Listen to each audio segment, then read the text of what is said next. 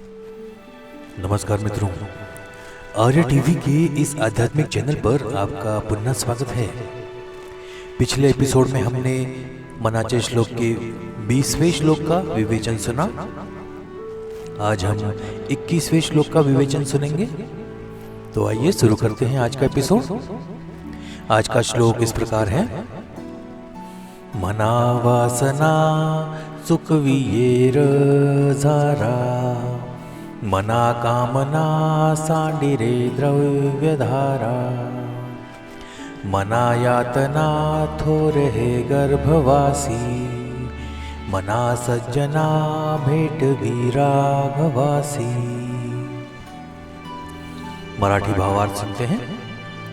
वासनेमुळे जन्म मरणाच्या फेऱ्यात जीव सापडतो, म्हणून पैशाचा लोभ व कामवासना यामध्ये गुरफटू नकोस। वासनेमुळे पुनर्जन्म घडतो आणि गर्भवासामध्ये अत्यंत यातना असतात, म्हणून हे मना वासनेचा त्याग करून ईश्वराची भेट घडवून आण। हिंदी भावार्थ सुनते हैं। वासना के कारण ही जीवन जन्म और मृत्यु के चक्र में फंसा हुआ है, इसलिए धन के लालच और वासना में मत फंसो।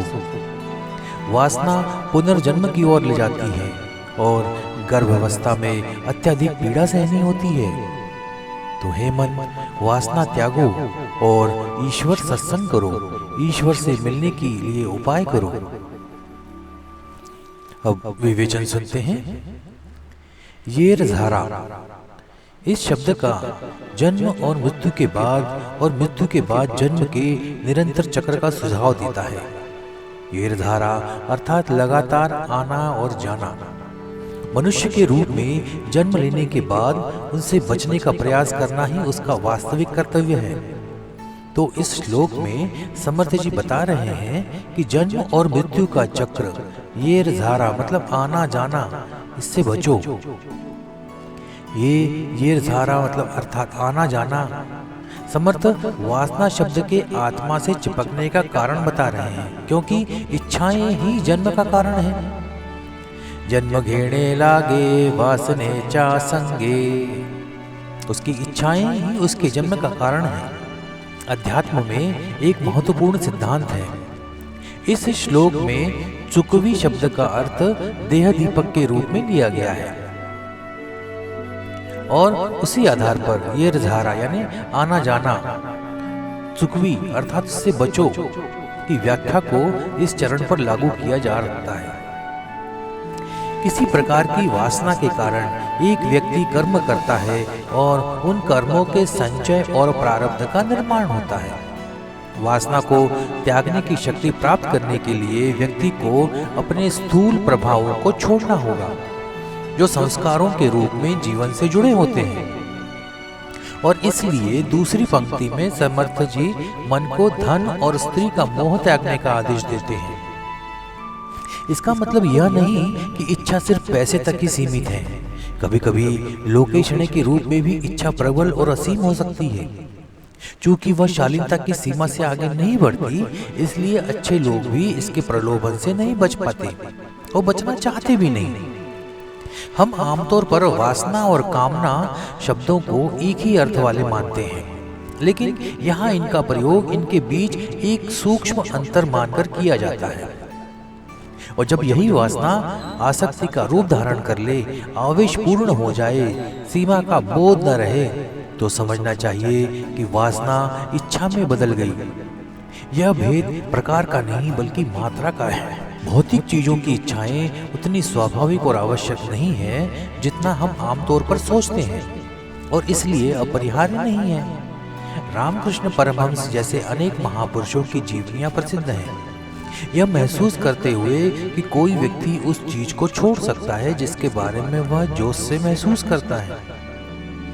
तब वह यह विश्वास करना शुरू कर देता है कि वह कम भावुक इच्छाओं को नियंत्रित कर सकता है, और तब वासना से मुक्ति पाना संभव हो जाता है।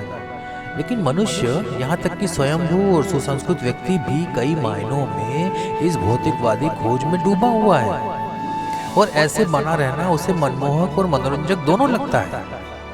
कई प्रकार की सीमाओं, कमियों या कमजोरियों के कारण वह अपने जीवन में अपनी भौतिक इच्छाओं को सीधे तौर पर पूरा करने में असमर्थ होता है। तब वह उन्हें साहित्य, ललित साहित्य के माध्यम से अनुभव करने का प्रयास करता है। इसी कारण ललित साहित्य की लोकप्रियता बढ़ती है। क्योंकि इस संस्कार को दिल से लेना अच्छा नहीं है, इसलिए नारद जी ने अपने भक्ति सूत्र में स्त्रीधन नास्तिक चरित्रम न श्रवणीयर का आदेश दिया है। यदि प्राकृतिक और अपरिहार्य भौतिकवादी इच्छाओं पर विजय प्राप्त की जा सके तो प्रसिद्धि, शक्ति, अच्छा खाने, अच्छी चीजें लाने, पहनने, अच्छी चीजें पाने, प्रलोभनों से बचना या नियंत्रित करना आसान हो जाता है। और इससे बचने के लिए यह सब करना पड़ता है। जन्म और मृत्यु का संकट जिसे बार बार अनुभव करना पड़ता है। पिछले श्लोक में वर्णित गर्भवास की पीड़ा को दोहरा रहे हैं और ऐसा लगता है मानो वे मन से आत्मा को प्रभु से मिलाने की प्रार्थना कर रहे हो। यदि प्रभु से प्रीत नहीं है, प्रेम नहीं है, यदि प्रभु के दर्शन के प्रति आसक्ति नहीं है, यदि प्रभु के स्वरूप का ज्ञान नहीं है, तो कोई भी उपाय सफल नहीं होगा। सारे प्रयास व्यर्थ हो जाएंगे। यह महसूस करते हुए कि जो किया गया है वह व्यर्थ है, जो किया है वह व्यर्थ है, व्यक्ति अंतः मन से विमुख हो जाता है और फिर शरीर जो करता रहता है वह इस तरह से किया जाता है जैसे उसे फेंक दिया गया हो, जैसे किसी पर थोपे गए बोझ को लापरवाही से खींचना, सतही तौर पर जैसे केवल यांत्रिक क्रिया हो रही हो। भेटवी शब्द से तात्पर्य साधक के हृदय में भगवान के दर्शन के आकर्षण का संकेत है और मन के अंदर छिपे सज्जन व्यक्ति को मना रहे हैं। वस्तुतः मन की उद्दंडता, जिद्द, चंचलता और चिड़चिड़े स्वभाव का वर्णन अर्जुन जैसे संयमी और सदाचारी व्यक्ति ने भी किया है। और हर कोई विशेष रूप से साधक मन के इस रूप का अनुभव नहीं करता है। ऐसे में उन्हें सज्जन कहना प्रेरक लगना स्वाभाविक है। एक बार दादा से प्रश्न पूछा गया कि समर्थ जैसे महान संतों ने मन को सज्जन कहा है। ये तो ऐसी बात हो गई, शैतान बालक से काम निकलवाने के लिए माँ अपने बेटे से कहे, कितना प्यारा राजा बेटा मेरा, तो यहाँ गोजारावे अर्थात उसे पुचकारना, क्या यह प्रकृति भी उसी तरह की है? तब दादा ने कहा, अगर ऐसा है भी तो इसमें गलत क्या है? अगर किसी अज्ञानी व्यक्ति को उसके कल्याण के लिए कुछ लाभकारी कार्य करने के लिए प्रेरित करने के लिए थोड़ा सा भाव देने में, उसे पुचकारने में कुछ भी गलत नहीं है। यह पाखंड नहीं है, नहीं पाखंड का कोई दोष है। यह मानव स्वभाव की विशिष्टता है और संतों के जीवन कार्य के लिए इसे ध्यान में रखना उचित है। लेकिन फिर भी एक और भाव है जिसमें मन को सज्जन कहा जाता है और वह है शास्त्रीय प्रकृति का। मन मूलतः न तो रजोगुणी है और न ही तमोगुणी, वह सात्विक है। जो जड़ में अच्छा है वह फिर से अच्छा करने से शुद्ध हो जाता है। संस्कार से वे रजोगुणी तमोगुणी बन जाते हैं और जन्म जन्मांतर के चक्र में यही रजोगुणादि संस्कार बार बार प्रबल हो जाते हैं और तब ऐसा लगता है जैसे मन का स्वभाव भी वही है।